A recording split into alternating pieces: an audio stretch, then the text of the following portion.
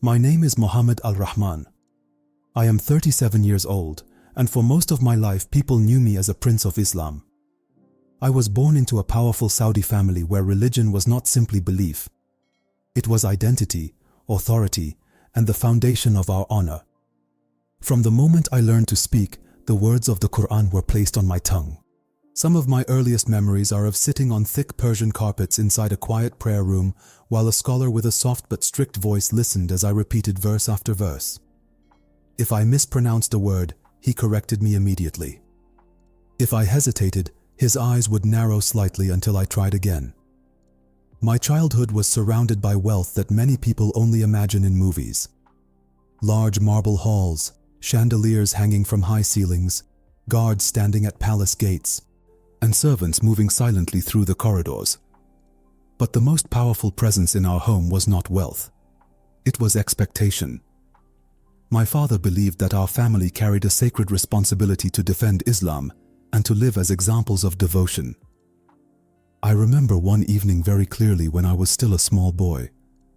We had just finished the sunset prayer. My father placed his hand firmly on my shoulder and said, "Muhammad, a prince must first be a servant of Allah." I nodded even though I did not fully understand the weight of those words. As I grew older, that weight became impossible to ignore.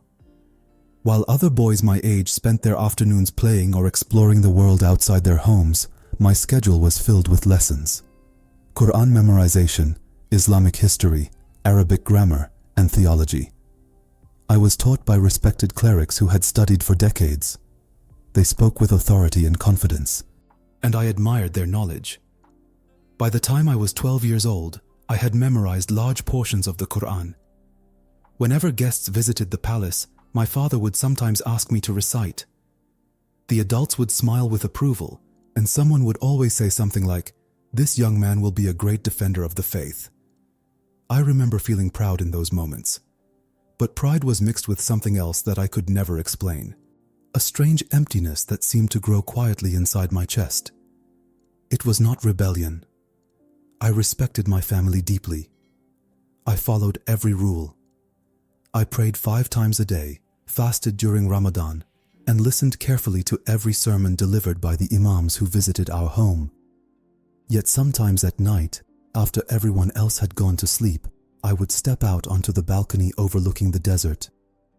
The air would be cool and silent. The sky above Riyadh stretched endlessly, filled with stars. And during those quiet moments, a feeling would rise in my heart that I could not understand. I felt as if something important was missing from my life, even though I had everything people said a man should want. I remember noticing something unusual when I was around 16 years old. One evening, a well-known imam visited our home to give a private lecture about obedience to Allah. He spoke passionately about devotion, about discipline, about protecting Islam from doubt. Everyone in the room listened carefully. But when the lecture ended, I caught a brief glimpse of his face when he thought no one was watching. The confidence in his voice had disappeared. His expression looked tense, almost troubled. For a moment I wondered why a man who spoke with such certainty would carry such heaviness in his eyes. That small observation planted a seed of curiosity in my mind. I pushed the thought away quickly because questioning religious authority in our culture was dangerous. Doubt was not something people admitted openly. It was something you buried deep inside your heart and prayed would disappear. So I continued living the life expected of me. I studied harder, prayed longer, and tried to silence the quiet questions forming in my mind. From the outside, my life appeared perfect. I was a prince, educated, respected, and surrounded by opportunity. Yet deep inside me, a whisper kept returning during moments of silence. What if the truth about God was greater than what I had been taught? That question frightened me so much that I rarely allowed myself to think about it for long. But the whisper never fully disappeared. And if you are watching this video right now, and something in my story feels familiar, I want to say something to you before I continue. Sometimes the smallest question can become the beginning of the most important journey of your life. If stories like mine help you think deeply about faith and truth, please consider subscribing to this channel, liking the video, and sharing it with someone who might also be searching. Because years ago, I was sitting in silence with questions I believed I could never ask, and I had no idea that those questions would eventually lead me to an encounter that would completely change my life. And the older I became, the more disciplined my life appeared to everyone around me. By my early 20s, I was already studying advanced Islamic theology under scholars who were deeply respected in Saudi society. My father was proud of this path. He often reminded me that knowledge was the greatest weapon a man could carry when defending the faith. I believed him, and at the time I wanted nothing more than to honor my family. But something began happening during those years that I could not explain. The more I studied, the more questions quietly formed in my mind. At first they were small and easy to ignore. A verse that seemed unclear. A historical explanation that felt incomplete. But there was one subject that returned again and again until it became impossible to push aside. The question was about Isa, Jesus. In Islam, Isa is described as a prophet, a messenger sent by Allah. We were taught to respect him deeply, but never to worship him. From childhood, I had memorized the verses that spoke about him, and I never imagined there was anything unusual about those teachings. But one evening, while studying in the private library of our family estate, I came across an academic article written by a historian discussing early Christian writings about Jesus. I had only opened the article out of curiosity. I expected to read a few lines and then return to my Islamic studies. Instead, I found myself reading for nearly an hour. The author described historical accounts of Jesus that were far more detailed than what I had been taught. He wrote about eyewitness testimonies, early manuscripts, and the belief that Jesus had been crucified and resurrected. I felt uncomfortable reading those words. My training had taught me that the crucifixion never happened, that Jesus was taken to heaven while someone else died in his place. But the historian presented sources that seemed surprisingly serious and carefully researched. I closed the article quickly, feeling a strange unease in my chest. For a few days I avoided thinking about it. Yet the memory of what I had read refused to disappear. Late at night, when the palace became quiet and the long hallways fell silent, I sometimes opened my laptop and searched for more information. I knew I should not be doing it. If anyone discovered what I was reading, it could easily be misunderstood. But curiosity can be powerful, especially when it grows in silence. I began reading testimonies from people who claimed they had encountered Jesus in dreams or visions. Some of these stories came from Muslims who said their faith had changed completely after those experiences. I remember staring at the screen one night with my heart beating faster than usual. A thought entered my mind that frightened me so deeply that I whispered the words out loud just to hear how dangerous they sounded. What if Isa is more than a prophet? The moment I said it, I felt a wave of fear. In our culture, that kind of thought was not just theological curiosity, it was betrayal.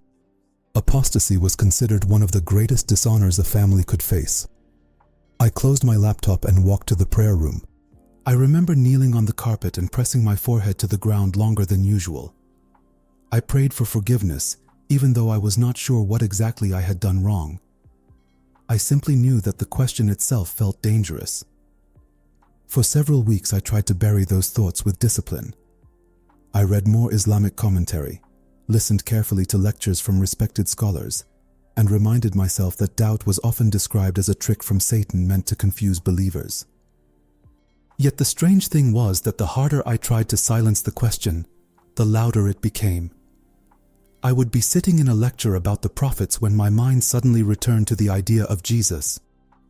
I would be reading about Islamic history when another memory from that article would appear in my thoughts.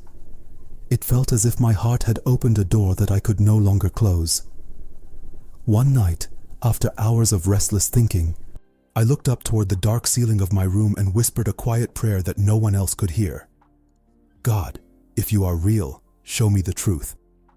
I did not know then how dangerous that prayer would become. Because once a person truly asks for truth, life rarely continues the same way again. And the next step I took in my search would bring me face to face with a man I trusted deeply. A man whose response to my questions would push me closer to a crisis I was not prepared to face. For weeks I tried to keep my questions to myself, but silence has a way of turning curiosity into pressure. Every time I opened a book of theology or listened to a lecture about the prophets, my mind returned to the same unsettling thought about Isa. The more I tried to bury it, the more it seemed to grow. Eventually, I realized I could not continue carrying the question alone. There was one man I trusted more than any other scholar in our circle, and a respected imam who had taught members of my family for many years. He was known for his wisdom and his calm authority. If anyone could give me an answer that would quiet the storm in my mind, I believed it would be him. One evening after the night prayer, I asked if I could speak with him privately. We sat together in a small study room inside the palace. Shelves filled with religious books surrounded us, and the faint scent of incense lingered in the air. At first, the conversation felt normal. I asked him questions about theology and history, the kind of discussions we had shared many times before. He responded patiently, explaining different interpretations and quoting scholars from centuries past. But eventually, I felt the moment had come. My voice became quieter as I spoke the words that had been living inside my mind for months. I told him that during my studies, I had encountered historical writings about Jesus that seemed different from what we were taught. I explained that some of the sources claimed Jesus had been crucified and that many early followers believed he was more than a prophet. The imam's expression changed the moment I said those words. The warmth in his eyes faded, replaced by something sharper. He leaned forward slightly and studied my face in silence for several seconds. Then he asked a question that sounded more like a warning than a request. "Why are you reading these things?" I tried to explain that I only wanted clarity, and that understanding other perspectives could strengthen faith rather than weaken it. But the imam shook his head slowly.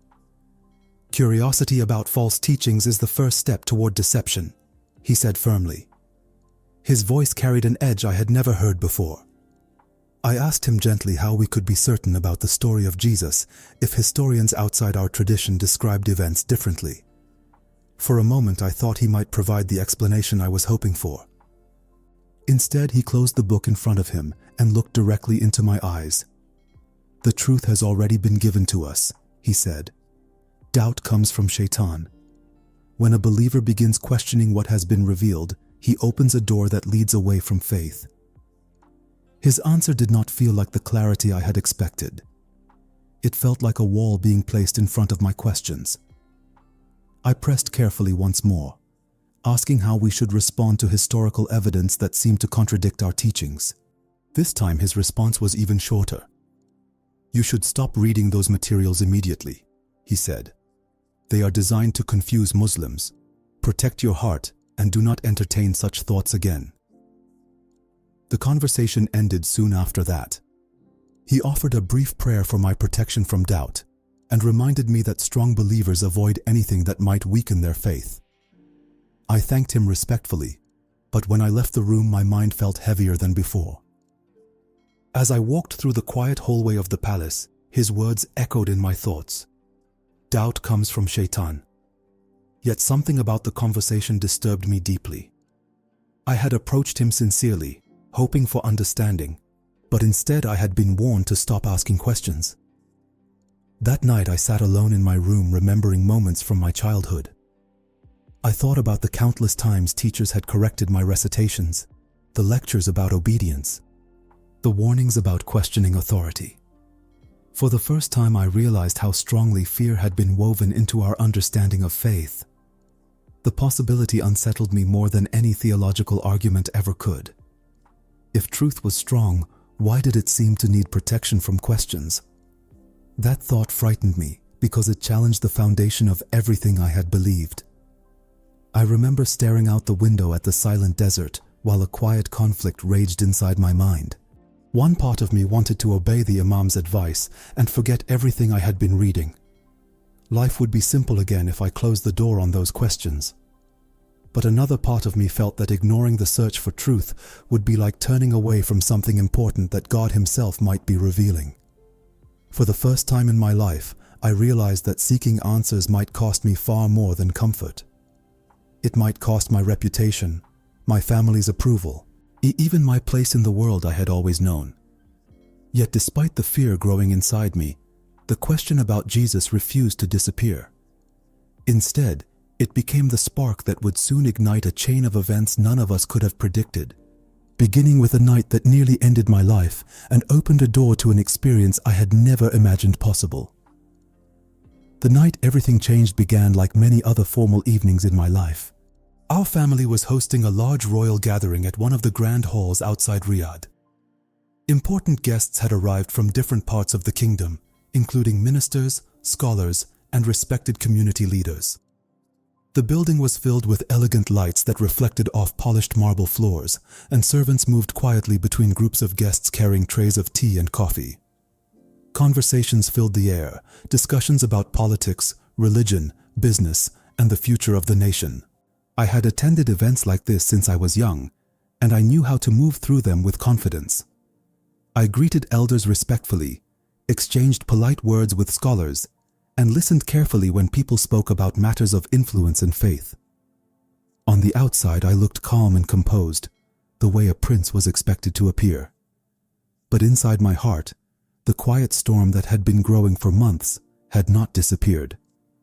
The conversation with the imam still echoed in my mind, and the question about Jesus lingered like a shadow I could not escape.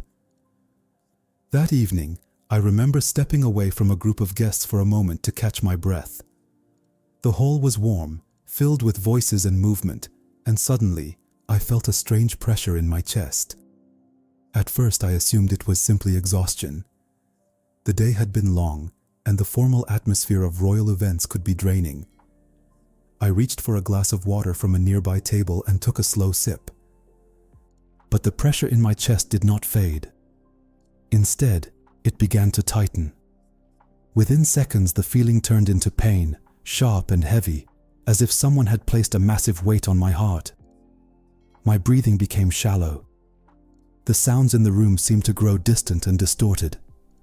I remember hearing someone ask if I was all right, but the words sounded far away, like echoes in a tunnel.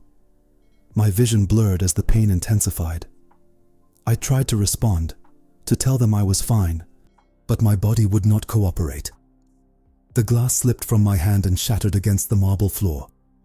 Suddenly, the room erupted with confusion. People rushed toward me as I collapsed. I heard voices shouting my name, others calling for medical assistance, and somewhere in the chaos, someone began reciting prayers.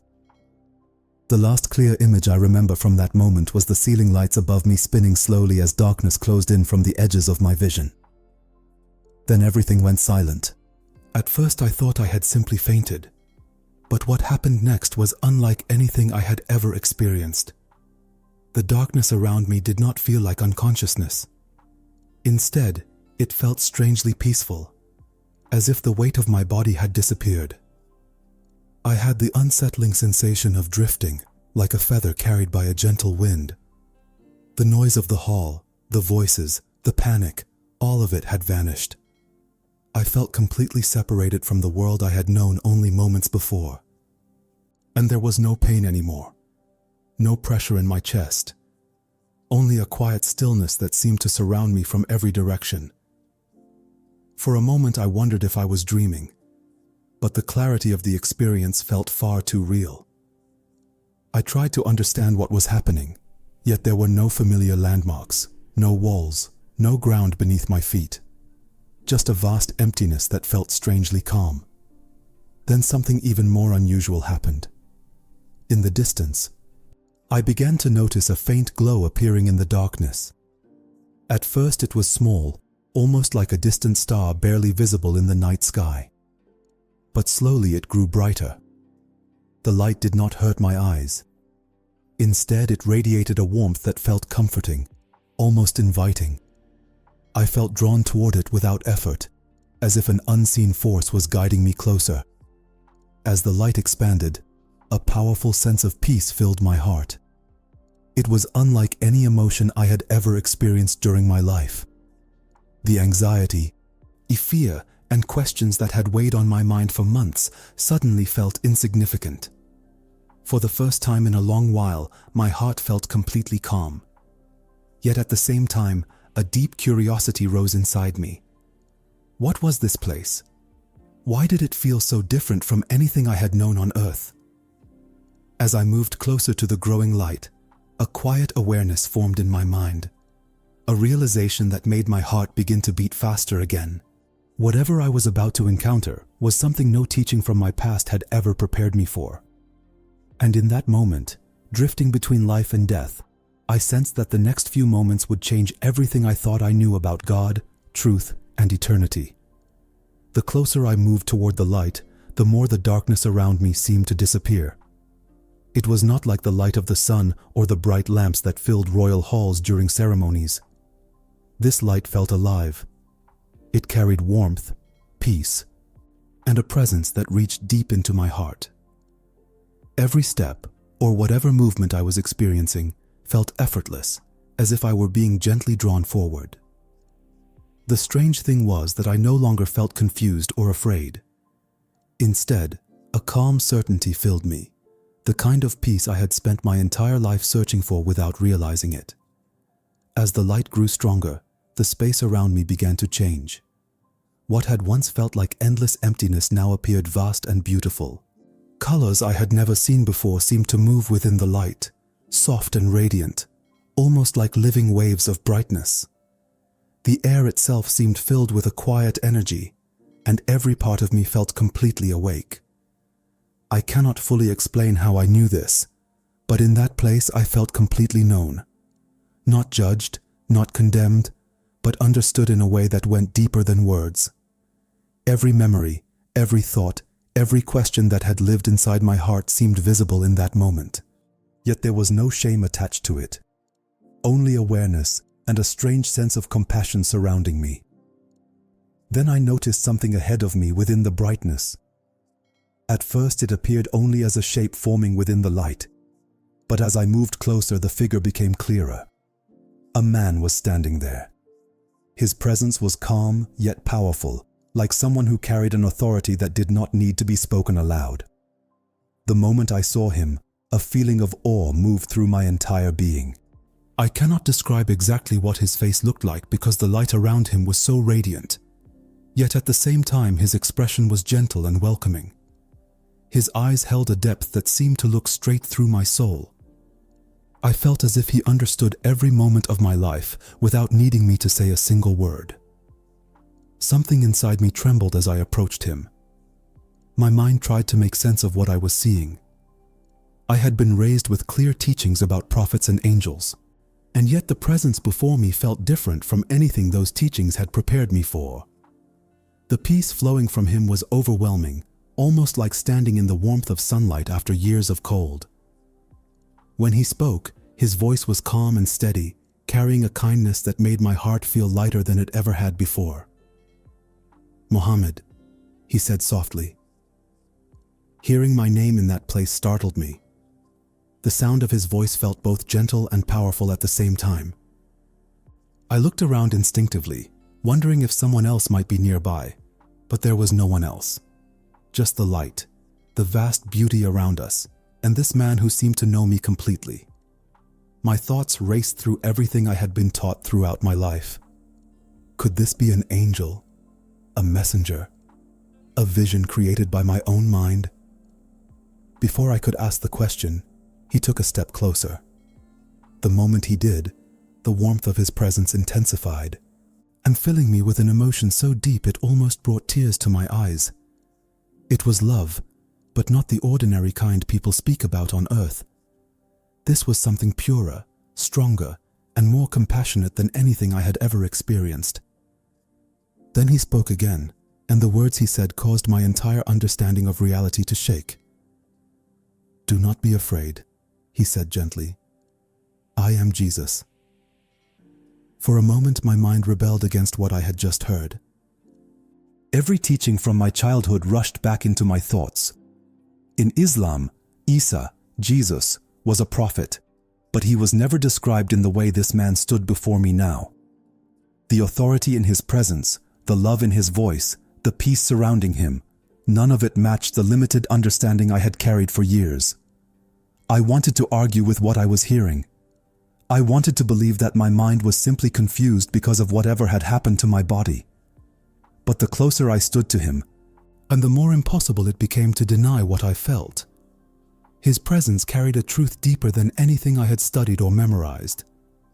And as I stood there, overwhelmed and speechless, I realized that whatever was about to happen next would challenge every belief I had built my life upon.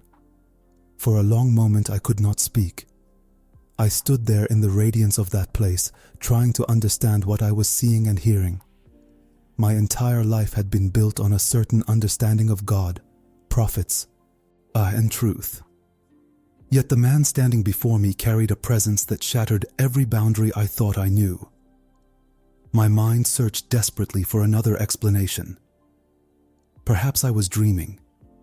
Perhaps my mind was creating images from memories I had seen in books or online. But the peace surrounding him felt too real, too deep, too powerful to dismiss as imagination. Jesus looked at me with eyes filled not with judgment, but with a kind of compassion that seemed to reach through every part of my being. It felt as though he could see every moment of my life at once, the prayers I had spoken, the questions I had buried, the fear I carried about searching for truth. And still his expression held nothing but patience and love. Slowly he lifted his hands. At first I did not understand why he was doing this. But as the light shifted around him, I noticed something that made my heart pound with sudden intensity. There were marks in his hands, not small scratches or faint scars, but deep wounds that looked as though something had once pierced straight through them. The sight shocked me. Instinctively I stepped closer, my eyes fixed on those marks. My mind immediately returned to the historical accounts I had secretly read months earlier, the ones describing the crucifixion of Jesus. I remembered the way those writings described nails driven through his hands while he hung on a cross. Every part of my upbringing had insisted that such a thing never truly happened. Yet the evidence now stood before me in undeniable form. Jesus allowed me to look at the wounds without rushing me. His voice was gentle when he finally spoke again. "These wounds were given for the sake of the world," he said. His words were calm, but they carried a weight that felt impossible to ignore. I felt something inside my chest tighten, not from pain, but from emotion I could barely understand. He slowly turned his hand slightly, allowing the light to reveal the depth of the scar more clearly. Then he touched his side, where another wound was visible beneath the brightness surrounding him. "Humanity was created to know the love of God," he continued softly. "But sin separated their hearts from the truth. I came to bring them back." As he spoke, a powerful wave of emotion swept through me. I cannot fully explain it, but it felt as if every wall around my heart was breaking apart at once. Memories of my life rushed through my mind, my childhood lessons, my prayers, the endless effort to prove devotion. Yet none of those experiences had ever filled me with the peace I now felt simply standing in his presence. "Even those who have never known me," Jesus said gently, "are loved by God." His words pierced deeper than anything I had ever heard. I realized he was speaking about people like me, people who had been raised with a completely different understanding of faith. And there was no anger in his voice, no condemnation toward those who believed differently. Instead, there was sorrow, like the sadness of someone watching loved ones struggle in darkness. I felt tears forming in my eyes. I had never imagined that the truth about God could feel this personal. My entire life I had viewed faith as obedience to rules and traditions. Yet standing there in the light, hearing the compassion in his voice, I felt something entirely different. It felt like love reaching out to a lost heart. Jesus looked at me quietly for a moment before speaking again. "Muhammad," he said, "many people search for God with sincere hearts, but fear and tradition often keep them from seeing the truth that has been revealed." His words stirred the same questions that had been growing inside me for months. The quiet doubts I had once tried to bury now seemed like the beginning of something greater. In that moment, I realized that the wounds in his hands were not symbols of defeat. They were proof of sacrifice, proof that love had endured suffering to bring people back to God. As I stood there overwhelmed by what I was witnessing, I sensed that he had more to show me, more to explain about the world I had left behind. And the next words he spoke would change the way I understood not only my own life, but the future of millions of people who, like me, had spent their entire lives searching for God within the boundaries of fear and tradition. I stood there in silence after hearing his words, my heart trembling with emotions I could barely understand. The light around us seemed alive, flowing gently like waves of warmth that surrounded everything in that place. I kept looking at the scars in his hands, struggling to accept that the story I had always been taught to reject was standing before me as living truth. My mind felt overwhelmed, yet my heart felt strangely calm. Jesus watched me quietly for a moment, as if allowing my thoughts to settle before continuing. There was no pressure in his presence, no force demanding that I believe. Instead, there was patience, the kind that waits for a person to truly see what has been placed before them. After a moment, he spoke again, his voice steady and compassionate. "You were raised to seek God sincerely," he said. Hearing those words brought an unexpected emotion to my chest. I had spent years trying to prove devotion, believing that discipline and obedience were the path to pleasing God. Yet standing here, I felt as if he understood every effort I had ever made. "Many people who follow Islam desire to honor God," he continued gently. "Their hearts search for truth, but they live within traditions that keep them from seeing the fullness of what God has done." His words were not harsh or condemning. They sounded more like sorrow than judgment. I thought about the millions of Muslims around the world who prayed daily, fasted faithfully, and tried to live moral lives. They were not evil people. Many of them were sincere. Hearing Jesus speak about them with compassion rather than anger surprised me deeply. I had expected that if this experience were real, there might be condemnation or accusation. Instead, his voice carried understanding. "Fear has been placed around their search for truth," he said quietly. "From childhood, many are taught that questioning will lead them away from God. But the Father desires that every heart know the truth that brings life." As he spoke those words, something inside me began to shift. I remembered my own life, the moment I had asked the Imam about Jesus, and how quickly my questions had been shut down. I remembered the fear that filled my chest when I first wondered if Isa could be more than a prophet. In that moment, I realized how powerful fear had been in shaping my beliefs. Jesus looked toward the distance for a moment, and the light around us seemed to expand slightly, as if responding to his presence. "In the days to come," he said calmly, "many who follow Islam will encounter the truth about me." I listened carefully, every part of my attention fixed on his words. "Some will see dreams and visions. Others will hear the message through those who are willing to speak with courage. Even in places where my name is rejected, the truth will still find a way to reach searching hearts." As he said this, a strange awareness formed inside me. It felt as if he was not only speaking about the future of others, but also about me. My chest tightened slightly at the thought. The idea that I might have any role in sharing what I was experiencing felt overwhelming. I had been raised within a world where such testimony would bring serious consequences. Yet the calm certainty in his voice made it clear that truth was not meant to remain hidden. "Love calls people toward the light," Jesus continued softly, "and those who respond will find life." I lowered my eyes for a moment, feeling the weight of what I was hearing. The world I had known felt very far away now. My family, my status, the expectations placed on my life, all of it seemed distant compared to the peace surrounding me in this place. Part of me wanted to remain there forever, free from the conflict that had followed me for months. But before I could speak, the brightness around us began to change. The light that had felt so steady suddenly softened, as if the moment we shared was coming to an end. A distant sound reached my ears, faint at first but growing louder. It sounded like voices calling urgently. The peaceful silence of that place began to fade, replaced by echoes of the world I had left behind. I looked at Jesus, confused by the sudden shift. He met my gaze with the same calm expression. "Your time has not ended," he said gently. "You will return." Before I could respond, the light around me began to pull away like a receding tide. The voices grew louder, clearer now, filled with urgency and alarm.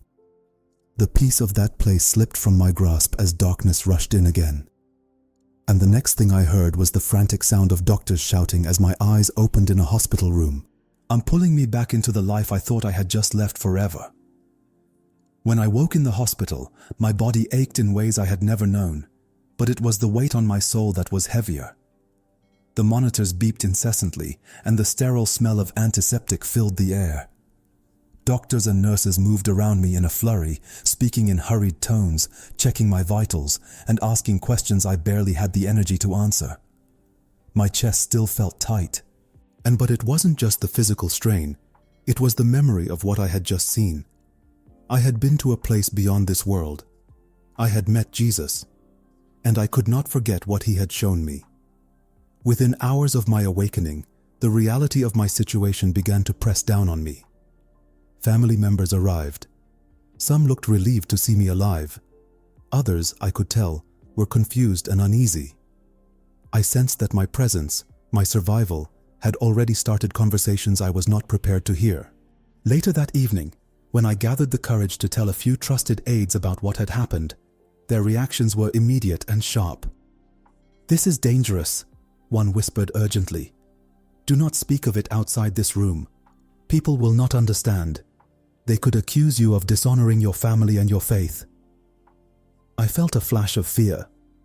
I remembered the conversations I had had with imams, the warnings I had been given about questioning tradition.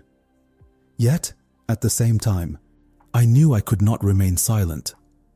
The truth I had seen was too real, too powerful to be ignored. I spent the next few days navigating a delicate balance between speaking in whispers to those I trusted and keeping my discovery hidden from those who might react with anger or fear. I thought about my family, my father, my brothers, and the extended royal circle. Sharing this would not be a simple confession.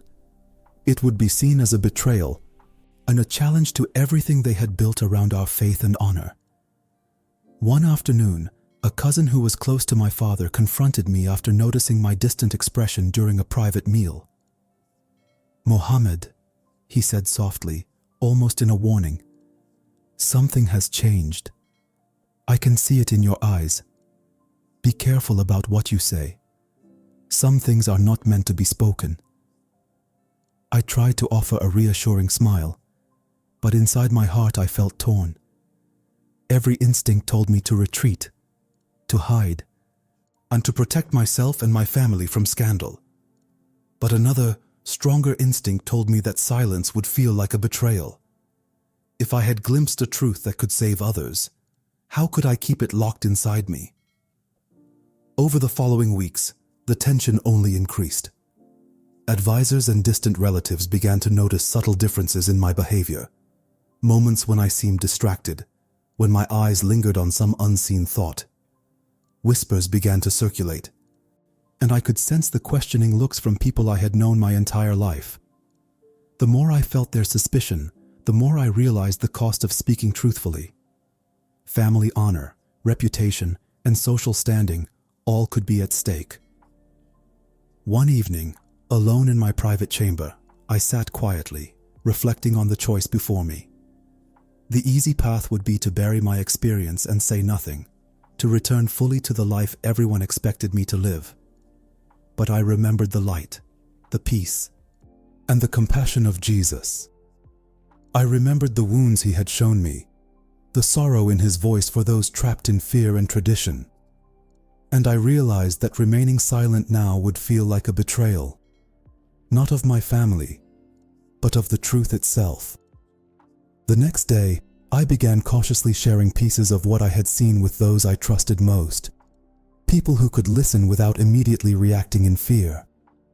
Their faces revealed shock, confusion, even disbelief. Some advised me again to stop, reminding me of the consequences. But I knew that even small, careful testimonies were the beginning of something necessary. Each conversation was a risk, and each risk carried the weight of potential shame and rejection. Yet within me, a courage I had never known before began to grow. I understood now that the price of silence was greater than the cost of speaking the truth. I would face opposition, confrontation, and possibly exile, but I could no longer ignore the voice that called me to share what I had witnessed. I had glimpsed eternity, and the responsibility to tell others about it was heavier than fear. And in that moment, as I sat in my chamber with the sun setting over the palace grounds, I realized that my life would never be the same, and that the journey ahead, no matter how painful, was necessary for the sake of truth and faith. The moment I decided to speak openly about what I had seen, I knew there would be no turning back. I remember standing in the grand hall of the palace, the same space where I had collapsed only weeks before. The chandeliers reflected light across the marble floors, and the air felt heavy with anticipation, though no one had gathered yet. My hands trembled slightly, not from fear of my own mortality, but from the weight of what I was about to declare. I had spent my entire life being a prince of Islam, raised to honor tradition, obedience, and family expectations. To confess that I now believed in Jesus Christ was unthinkable to many, yet impossible for me to ignore. My first conversation was with my eldest uncle, a man who held great authority in both family and religious matters. I approached him with respect, bowing slightly in the way that was customary, but my heart was pounding fiercely. "Uncle," I began, my voice shaking, "I have something I must tell you, something I cannot keep hidden." He looked at me with curiosity, but also caution, as if he sensed the gravity behind my words. I swallowed hard. I have seen Jesus. I have been to a place beyond this world, and he has shown me truths that I cannot deny. I believe in him now." For a long moment, silence filled the room. I could see the tension in his eyes, the rapid calculation of honor, tradition, and family reputation running through his mind. "Mohammed," he said finally, his voice measured but cold, "do you understand the consequences of what you are saying? Your words carry weight that could bring shame, scandal, even danger to our family. You risk everything." I felt a lump in my throat, but I stood taller, reminding myself of the peace I had felt in that other place. "I know," I said softly, yet with conviction.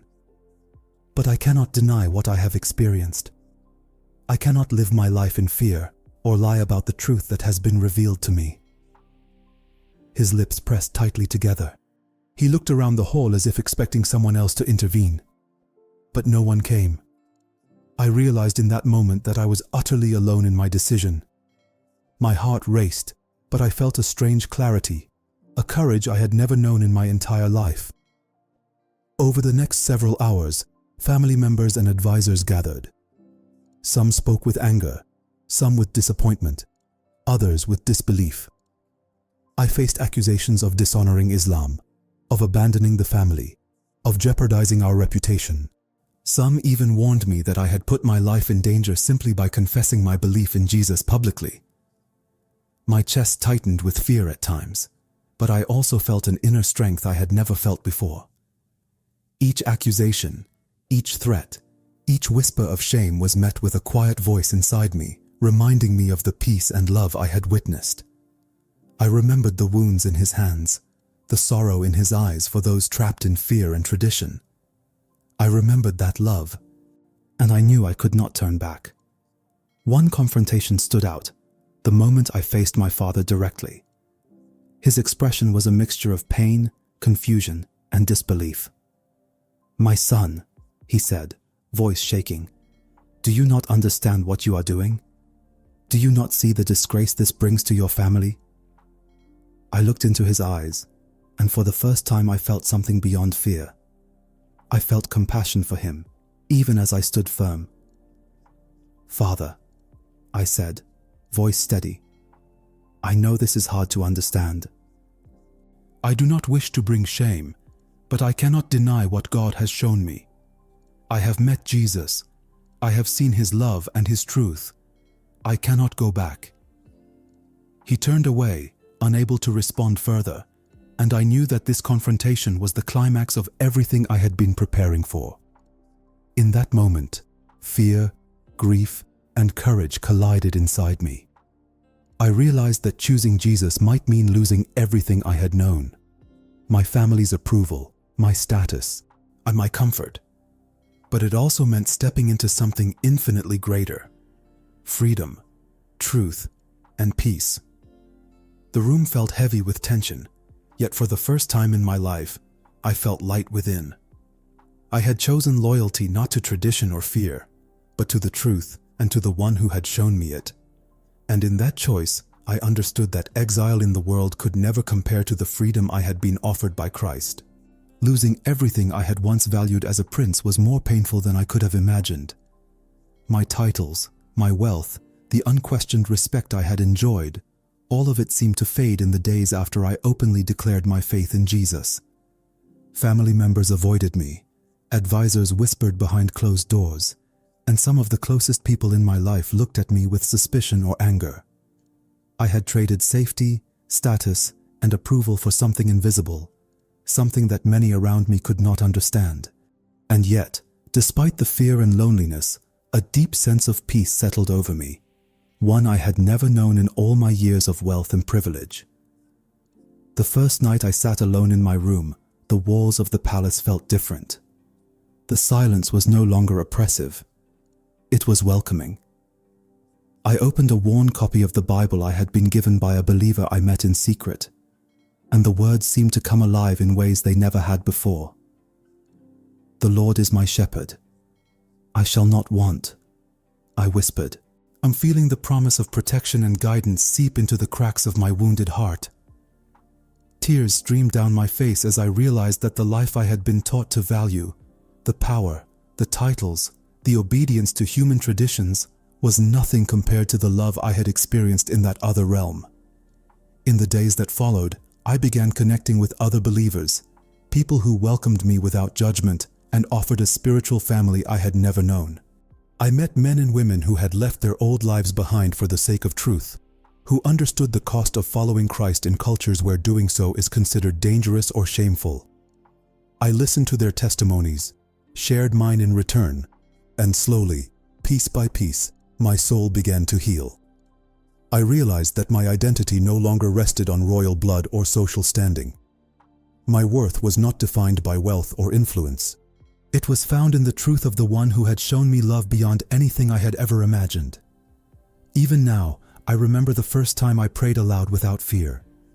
Sitting in a quiet room with only the Bible and my heart, I said, "Jesus, I belong to you. Guide me, teach me, strengthen me." And for the first time in my life, I felt completely safe. I understood what it meant to truly belong, not to a family or a kingdom, but to God Himself. Of course, the path has not been easy. There are still moments when I think of my family, the traditions I left behind, the opportunities that will never return. I feel sorrow for the people who remain bound by fear and misunderstanding. Yet each time, I remind myself of the light, the presence, and the love I encountered in that other realm. It sustains me, strengthens me, and calls me forward. My prayer now is that anyone watching this who feels trapped by fear, by tradition, and by expectation will hear a quiet voice whispering to their heart, "The truth exists, and it will find those who seek it." Do not ignore that calling, even if it seems impossible or frightening. I have seen the love of Jesus with my own eyes. I have felt His compassion, His peace, and His power to transform a life from emptiness into fulfillment.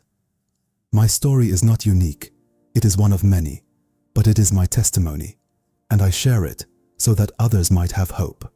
I have discovered freedom I never knew as a prince. I have experienced love that surpasses understanding. And though I lost much in the eyes of the world, I have gained everything in the kingdom of God. To anyone listening, searching for truth, wondering if there is more to life than fear, obedience, or expectation. I want to say this: Jesus is real. He sees you, He knows your heart, and He is calling you into a life filled with peace, purpose, and love beyond anything this world can offer. My name is Muhammad Al-Rahman, and I have been reborn, not into royalty of this world, but into the eternal kingdom of God. And that freedom, that peace, is worth every sacrifice.